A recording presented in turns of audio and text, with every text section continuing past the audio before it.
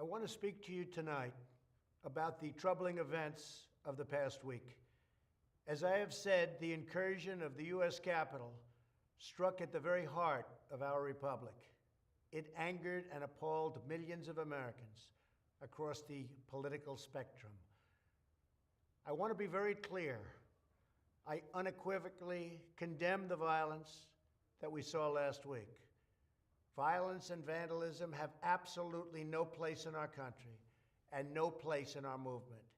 Making America great again has always been about defending the rule of law, supporting the men and women of law enforcement, and upholding our nation's most sacred traditions and values.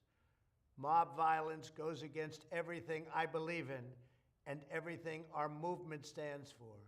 No true supporter of mine could ever endorse political violence. No true supporter of mine could ever disrespect law enforcement or our great American flag. No true supporter of mine could ever threaten or harass their fellow Americans. If you do any of these things, you are not supporting our movement, you are attacking it, and you are attacking our country. We cannot tolerate it. Tragically, over the course of the past year, made so difficult because of COVID-19, we have seen political violence spiral out of control.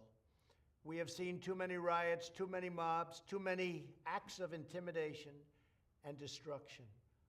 It must stop.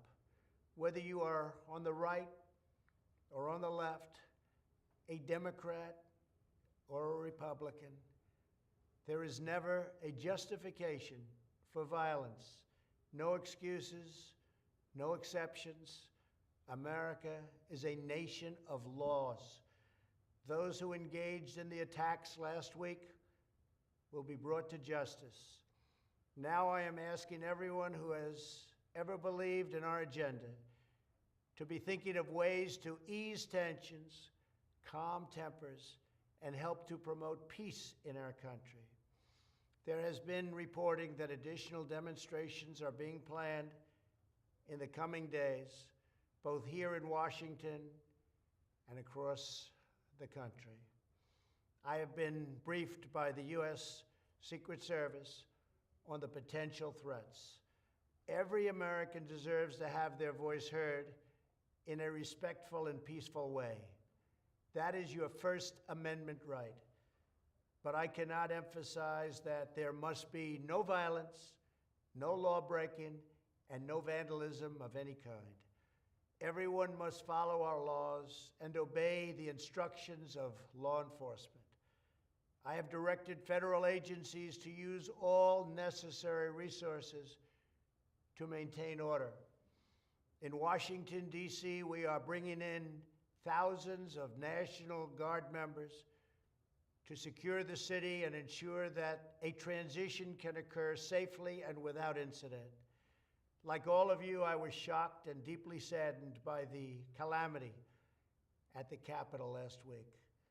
I want to thank the hundreds of millions of incredible American citizens who have responded to this moment with calm, moderation, and grace.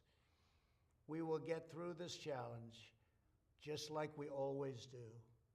I also want to say a few words about the unprecedented assault on free speech we have seen in recent days. These are tense and difficult times.